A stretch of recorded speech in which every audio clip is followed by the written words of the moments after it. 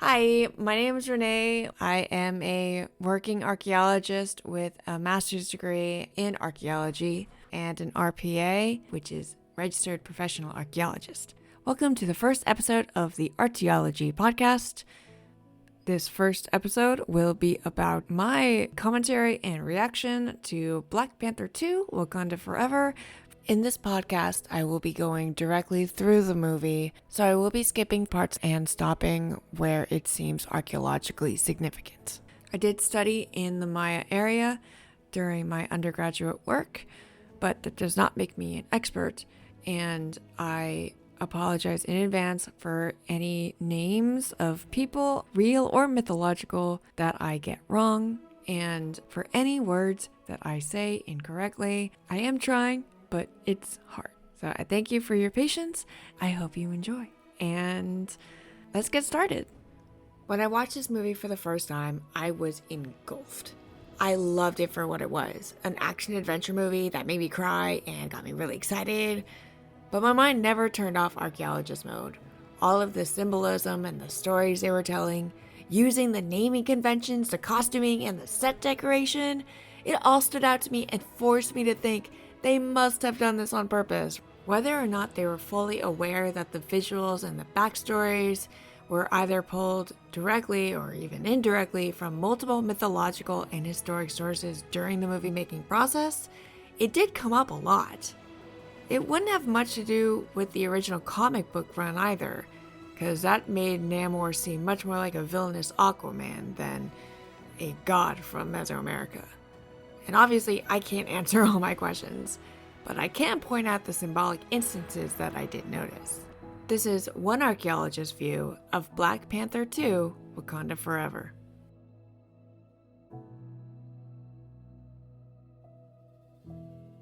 Of course, this movie started with the beautiful, emotional gut punch of King T'Challa dying off screen after the real-life passing of Chadwick Boseman. And then in his funeral procession, we immediately have symbolism through the costume design. In many countries and cultural traditions around the world, white is considered the mourning color. Even though white is worn in multiple areas, it reflects different ideas for the people who follow Hinduism, Buddhism, and the Islamic traditions. These meaningful connections have long been associated with death, and the color could be considered to have an inauspicious energy, but it is also the color of rebirth and purification for the next life. As part of King T'Challa's funeral, there is a spear and shield pointing at his coffin. This possibly represents T'Challa's strength and protection capabilities, both as king and Black Panther, a shield for protection and spear for strength. And the pouring out of the water in the soil, perhaps this is part of a rebirth of the earth, or giving back life after he had passed away, similar to pouring one out as someone might do in a bar. And the Queen's hat, this is so symbolically significant of a particularly famous queen that I'll leave for you to mull it over and figure out who it is before I go over it later. The reveal of the coffin lid under the burial shroud is awesome. They have the Black Panther mask right above the necklace and the crossed arms of the Wakandan salute, with the right arm over the left. Right away, this reminded me of the ancient Egyptian pharaonic coffin lids. Not golden, of course, or shaped like a person, but with the mask above the crossed arms, which on the Egyptian coffins would have been holding a crook, heka, and flail, or flabellum, nekhakha, the symbols of the god Osiris and symbols of kingship, authority, and leadership. Possible meanings behind these tools could be that the crook would have been a tool for the kinder or more gentle leadership versus the flail for a harsher leader or even for a punishment. Or the crook for leading and the flail to protect from outside aggressors. Either way, these are the tools of the shepherd for leading the sheep and for beating wolves that try to eat them. And the fighting and protection angle creates another connection to the spear and shield that are laid pointing to the coffin. And what is super precisely done is that the right arm is over the left, the same as ancient Egyptian pharaonic coffins, as that is another identifier of royalty being in that coffin, and also in statues. Others would have been shown as left over right. And what is so extra is that everyone is doing right over left in the Wakandan salute. So in a sense, they are symbolizing that everyone is equal to each other. How cool is that? During the walk of the Imperial Guard carrying the coffins through the streets, the public is singing and dancing for more of a celebration of life than a mournful affair. Kind of like a New Orleans jazz parade. But moving forward with the movie, they're putting the other vibranium in the Atlantic is interesting because Zuma, the original name of the site now called Tulum, where the flashbacks take place, is in the Mexican state of Quintana Roo on the eastern coast of the Yucatan Peninsula that's overlooking the Caribbean Sea. Not to say that anyone living there couldn't go further, as the sea is connected to the ocean after all, but it might have been placed there because it is between Africa and South America. And the creators may have probably inadvertently, played into the Greek quote-unquote myth created by Plato, Atlantis. As both cities are technologically advanced and sunken in the Atlantic Ocean, and really neither of them were ever real myths, even in ancient times. But that's a whole other story. The connection to Greek myths doesn't stop there, though. The murder song from the warriors of Talokan is super reminiscent of the siren song from the Odyssey, relayed by the Greek orator, Homer. Of course, in that, the sirens were half bird, half woman creatures with the same song to lure sailors to their deaths by making them crash their ships on the rocks that the bird women live on. Though, the sirens weren't originally underwater beings. Personally, I don't actually mind the deviation because legends have made them merfolk for hundreds of years already. And I love the wicked sirens. Plus, the warrior garb and the other armor was so badass. The fact that they used marine material in the same styles to illustrate Mayan tableaus and stela, it was just so cool. I loved it. Moving forward in the movie a bit again, when Namor appears with his traditional looking necklaces and the green stone or jade, jadeite, or nephrite in his ears and his nose, that was perfectly matching Maya artwork. The tight shorts were from the comic design, and it makes sense because it is kind of a futuristic, underwater, and public-friendly version of the kilts, hip skirt, or hip cloth that the Ahau, or king, would have been more likely to wear in the classic and post-classic periods. And Namor's headdress is perfect for Kukulkan with the snake head and the multicolored plumage. And of course, the Maya people did wear sandals. Yes, it seems obvious, but you never want to assume. When talking to Shuri after the whole Talokan tour, Namor is draped in a white cloth with a geometric design. It is quite normal to see this design today, but it is beautifully mirroring real Mesoamerican architectural motifs present throughout the larger cultural region. Namor seems to be kind of a salute to the Greek and pre-Hellenic mythology. Hermes, the Olympian, is a herald or messenger of the gods, and he is the god of boundaries, roads, travel, athletes, shepherds, commerce, speed, thieves, cunning, and wit, which is a wide swath. In Greek art, Hermes was sometimes depicted as having wings directly on his ankles too.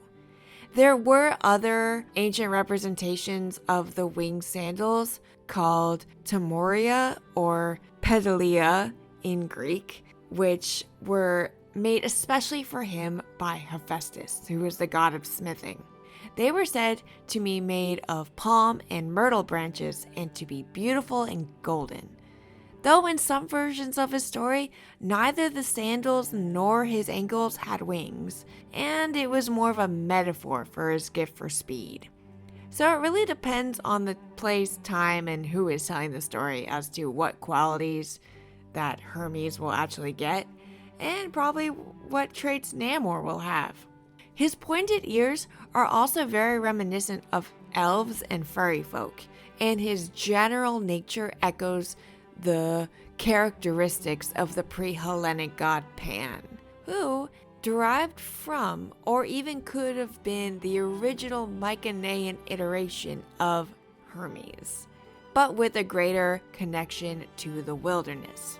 Quote, ears that pointed to the clouds, unquote, further symbolizes Namor's comparison to Kukulkan. Sky features, which are heavenly, and earth features in his earthly form. It's not a direct path, but these kind of stand out as connections between mythology and the movie in my mind. Plus, a green, flying, mischievous trickster, a fairy-like character, leads me directly to Peter Pan. When Namor says that he has many names, but his people call him Kukulkan, I was very pleased that they spelt it with the correct punctuation in the subtitles that the original translations would have had. They could have let it slide, but they didn't. At least getting to the closest that I know, which isn't really saying much technically. What's even better is that they stuck with the Yucatec Mayan name for the god and not one of the other groups of Maya, like the Quiche, Cucumats, or even the Mixtec or Nahuatl, or as we say now, Aztec version of the name Quetzalcoatl. By the way, that's also the name of a huge pterosaur, which obviously wouldn't make sense in context. But still, so many movies just conflate all non-white stereotypes and languages, and for those that are unaware, Kukulkan was a plumed or feathered serpent god who was the subject of a, quote, cult, unquote, and also appears in pre-Mayan art with no particular name that we know of. So yes, many names going all the way back to the Olmec, which is pre-Maya. Kukulkan can also fly because his dualistic divinity status, and he is typically known as the god of wind and knowledge, and is one of the creator gods in certain stories. Even the myths about him don't provide a definite beginning, because at the time, pretty much everyone already knew about it, so they didn't need to write it down. But because the flashback shows Namor as a child in the 16th century, when the Spanish were busy conquering, he would have been named after or as a representation of the pre-existing god, not the first instance of his existence. More connective tissue with real lore appears in references to texts by Mayan authors from the 16th and 17th centuries that name Kukulkan as a real person that would have been living around that time. Unfortunately, I couldn't find any academic sources for this claim, so take it with a grain of salt. Kukulkan was also the name of a 10th century cultural hero in Yucatec Mayan history. He was either a ruler or a priest that traveled to or maybe founded Chichen Itza in the Terminal Classic period, which was around 830 to 950 CE, and around the time of the Classic Maya collapse. He then appeared in writings from Mayapan, a last-ditch effort capital city that was built in the post-classic period from 950 to 1539. That period ended when Cortez made landfall. In writings from the late classic Maya capital, a leader came from the legendary Toltec city of Tolán, the capital of the Tula Empire, in the west, aka the region of death, or the afterlife. The Nahua Mixtecs later had the same basic story, but identified this priest as Se Aklak Topiltzin Quetzalcoatl, or One Reed, our Prince Plumed Serpent. The One Reed is actually his calendar birthday. He was a king in recorded history, and his name is found in the Florentine Codex as one of the lords of the Toltecs. and exists in legends in multiple areas. Some stories say that he left one area to bring cultural innovations to others, and then he would leave them in peace once again. But he did promise to one day return from the east, possibly because the east is the region of resurrection and the rising sun, just like in ancient Egyptian mythology. Some historians have written that various Europeans, from St. Anthony to Hernan Cortes himself, may have been identified as the ruler priest. But this may have been part of a post-colonial propaganda to either make the indigenous look kind of stupid, or that they simply submitted to the white men because they assumed he or they were gods. I wonder if myths like that gave the movie writers some ideas that they could build off of without having to go into the entire story. In a lot of the artwork on the walls and even like the blueness of the Mayan characters, there is a particular color that some would call Maya blue, since it's a bright blue shade found in Mayan tableaus. The warriors are resurrected people that need oxygen in the water to survive. So when they're not in water or they're just in air, their bodies turn blue because it's deoxygenated, which explains why they have normal skin tones while underwater in the scenes in Talokan. Whether the costume designers or the writers meant to or not, it was a very sneaky way and clever to bring in another subtle historical Easter egg. While we were watching the scenes that take place in Mexico, I personally don't know any dialect of Mayan, so I wouldn't know what the actual citizens of Talokan are saying or what the people in Mexico are saying, if the subtitles are right or wrong, or if what they put in the movie is the real Yucatec Maya language, which would have been used in the Tulum Tunca area as it is now known. But at least maybe the AI would have correctly identified it in the movie. Yes, warriors would have been using spears, darts, and arrows. And in hieroglyphic text from Yaxchilan, there are references to Nabate, meaning women warriors. This class could have meant a couple different things without being mutually exclusive. They could have been actual warriors fighting alongside men in battle, but the Nabate term could have meant an elite woman in society, which the archaeologist Hewitt in 1999 considered a masculine attribute in itself, just having the power. Women decided the title because it would identify and imitate their power, the power of men. In Teotihuacan, which is a mysterious civilization that experienced its peak around 1 to 700 CE, so before the Maya culture got big, there are substantial grave goods and people as part of elite burials. For example, underneath the Temple of the Sun, there are dozens of human burials in and adorned with warrior garb and buried with weapons. Many of the remains have been identified as female. However, this could have been purely symbolic for the prestige burial in the center and not necessarily a representation of what they really did in life. The woman in the village, around 1 hour and 39 minutes into the movie, said the Kukulkan of this realm and the realm below. She doesn't really go into it or even say the name, but I'm thinking that the realm below she is referring to is Metnal, the land of the dead, or Xibalba in Quiche Mayan. And yes, Xibalba is the more commonly known name, at least the one that I know of, but I'm glad that they didn't assume which language it was from and then get it wrong.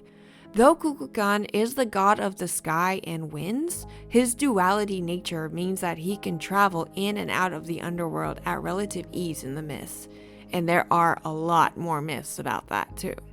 This isn't archaeology related, but glowworms aren't actually worms, and they're not what's glowing in the glowworm caves. It's actually the bioluminescent material within the excrement of different species of fungus gnats while they're in their larval form of their life cycle. And also, cenotes are all over the lower plains in Mexico and are sinking amazing. The detail in the cave's murals are amazing. They pulled actual images from stela and lintel artwork and just adjusted them to fit the set and the directing plans. They also added a mural in a Mayan style, but depicted the movie's story. When Shuri walks into the room to meet Namor, he is sitting in front of a blown-up version of Lintel 15, a limestone block within Structure 21 at Yaxchilan in Chiapas, Mexico. The real lintel was carved around 770 CE during the late Classic period, which is generally 700 to 900 CE. Lintel 15's artwork depicts glyphs and a scene representing Lady Waktun during a bloodletting rite. She's carrying a basket with the paraphernalia used for auto-sacrifice, a stingray spine, a rope, and bloodied paper. The vision serpent appears before her, springing from a bowl which also contains strips of bark paper. The mural in the movie moves the text boxes to the side rather than being in between the characters. But it's an interesting framing of the scene because Namor is sitting in front of the kneeling Lady Waktun while Shuri walks in and covers the depiction of Kukulkan. As with everything in movies, or at least how it should be, everything is done on purpose. So I think that the director is showing that Shuri is the one coming in with more power. Or that could be a twist and that Namor is trying to make it seem like he's secondary, so Shuri will help him in his plan, which is his plan. So really clever. The hieroglyphic text seems to be done so well, but I can't personally read Mayan hieroglyphs, so I don't know if they mean anything or if they're even real. So altogether, it could be nonsense, like when in Indiana Jones they had all those hieroglyphs on the walls, but they were just not saying anything. They were complete nonsense. And then they threw in R2-D2 and C-3PO. They could have just put together random glyphs, or since the set decorators pulled real murals, they could have easily just have used the text blocks from real stela and lintels too. The second mural that we are shown is likely supposed to represent the Seba tree with its 4 cardinal directions, or the cosmic tree in Mayan mythology. The movie's depiction seems messier though, and less constructed, so it could be an original work too, inspired by the idea of the cosmic tree. Maybe their version of the cosmic tree is more like a cosmic reef to reflect the change in the cultural environment the Maya are shown to go through in the movie. This is a myth that keeps appearing in heaps of cultural traditions around the world, kind of reminiscent of Yggdrasil or the world tree from Norse mythology. Starting the backstory or flashback portion, I love how the glyphs change to the name Zama, which may have been the original indigenous name of the Tulum site. The connection was made because Zama means City of Dawn and was named as such because it faces the sunrise on the eastern coast of Mexico. In the scene, they show that the temple is fully built. It's a full pyramid with a temple on top, which is very normal looking for the Maya area.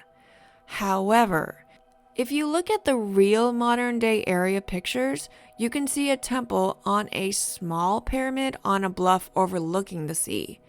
But unlike the movie, it's not a full pyramid built right next to the water or on the water, unlike in the flashbacks or as shown when Queen Ramonda meets up with Namor. The background is not the same, and there are no other sites where it could probably be, not in the Yucatan. I guess they kind of wanted to beef up the visuals, and if they went to Tulum, there'd be way too many tourists to film at this location. So they just went green screen. In the flashback section, the dating is pretty good. After the initial landing of Cortez in 1539, because that particular city was so far through dense forests and separated from other Maya cities, it is possible that it would have taken longer for the Spanish to find them. Namor said that they turned to Chak in their hour of need. Now, he's the god of rain, water, thunder, and lightning, though technically he has 5 total manifestations based on the cardinal directions and the central point. Chak is also associated with warfare, but I could only find a reference to him as a war god in one paper, and holding Kawil doesn't really make him a war god, though it could be one of his attributes, which would be why they chose him for this movie. But his agricultural power made him much more important because in the myths, he opened the mountain with maize inside, the food and or the maize god. And he did this by wielding the lightning axe Kawil, or God K, Balon Dutskab in Yucatec, which is a god on his own, and much more complex than an anthropogenic stormbreaker axe. Because Chak appears in some versions of the creation myth, Chak is also identified as a god of fertility and creation. According to a paper by Barrios, the author discussed Chak in some fishing scenes as well as the rebirth of the maize god, who is depicted in some images as having the body or jaws of a fish.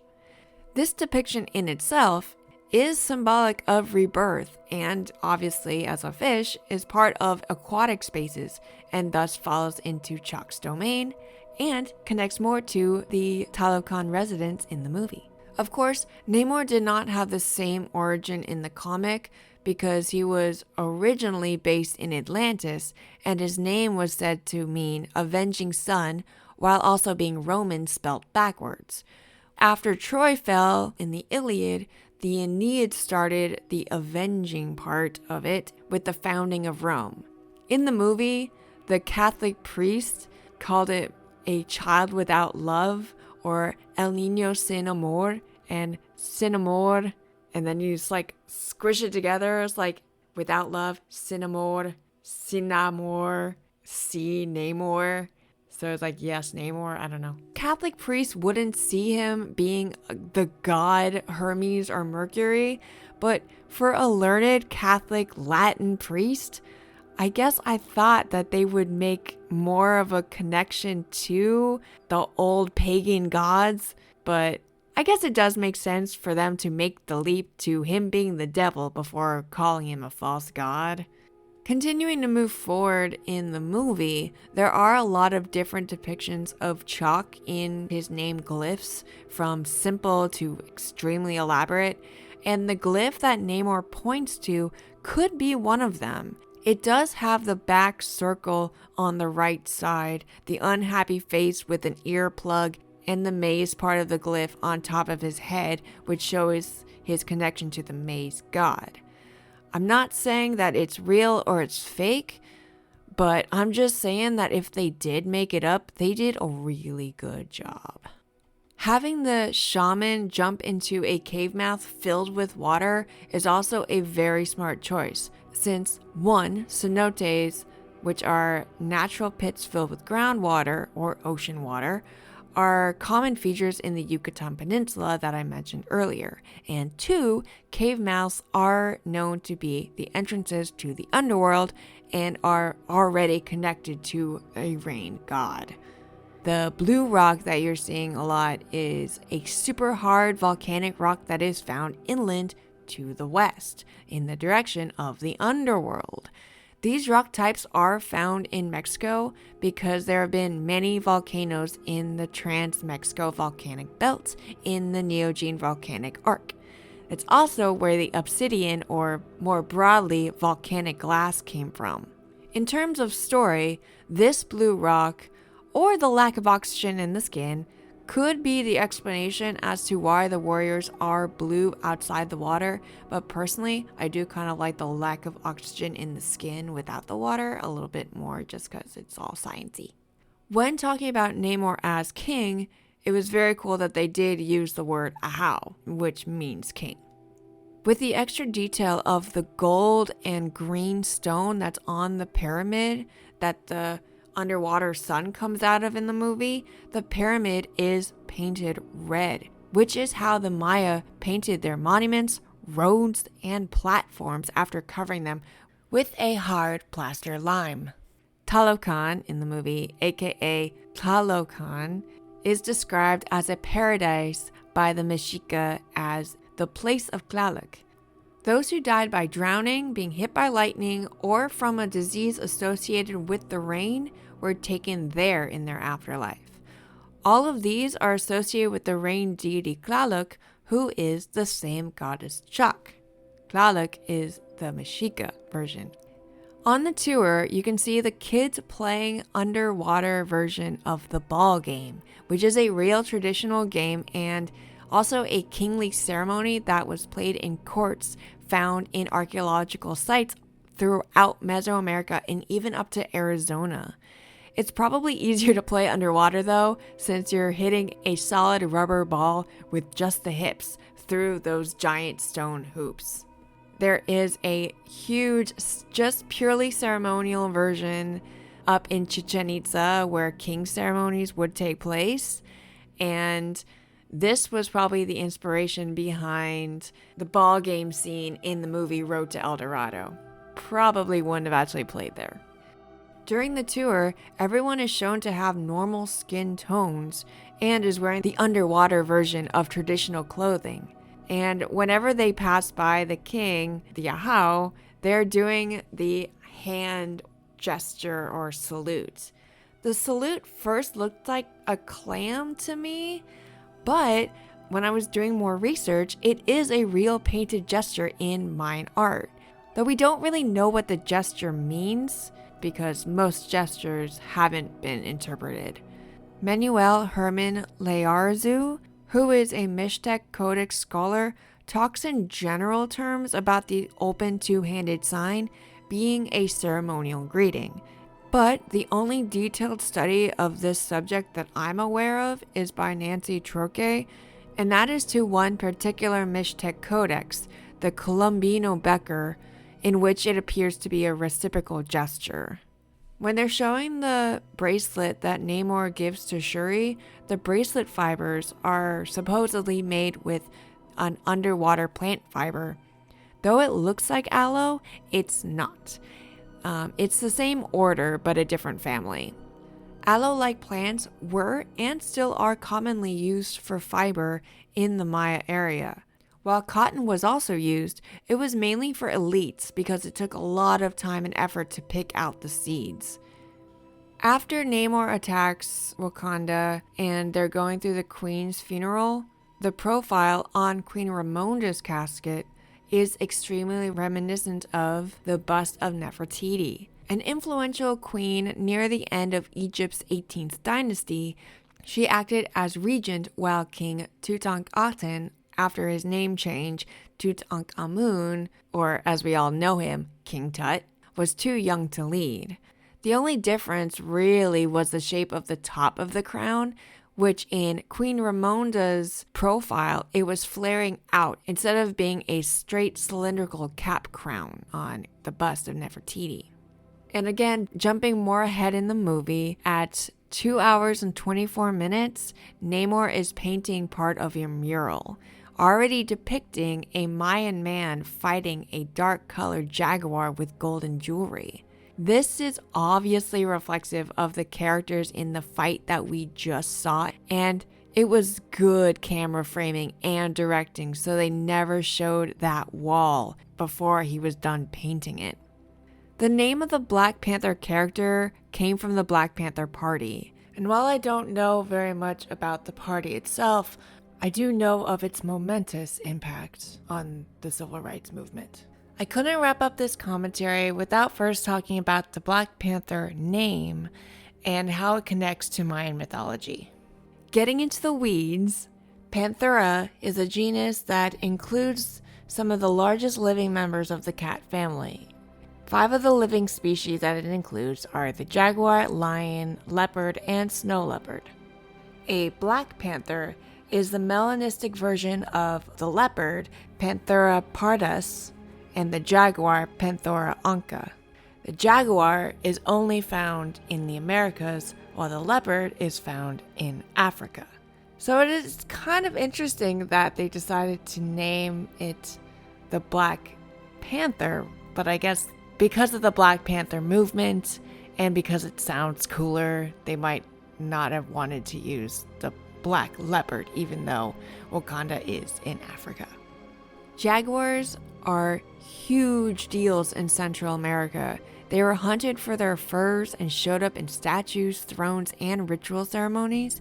And the word for jaguar, balam, is part of a bunch of different king names.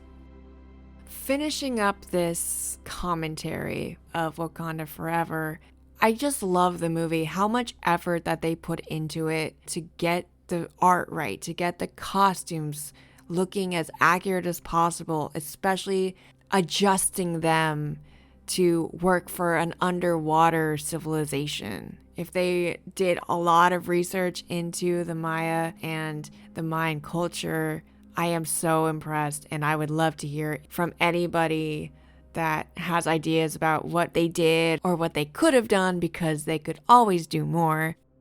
If you made it this far, I'd like to thank you for listening to my commentary on Black Panther 2 Wakanda Forever, an archaeologist reaction.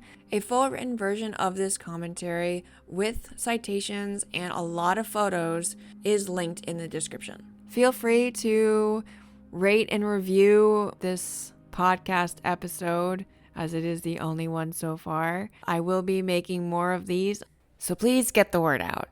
And finally, I would love to know what everyone else thought of the movie. If anyone else caught all of these history Easter eggs, or if you found other ones that I missed, or you could go more into detail, please let me know. Just send me an email at detoursinaarchaeology, ARTAEOLOGY @gmail.com. Or you can leave a comment on whatever platform you're using. Thanks again.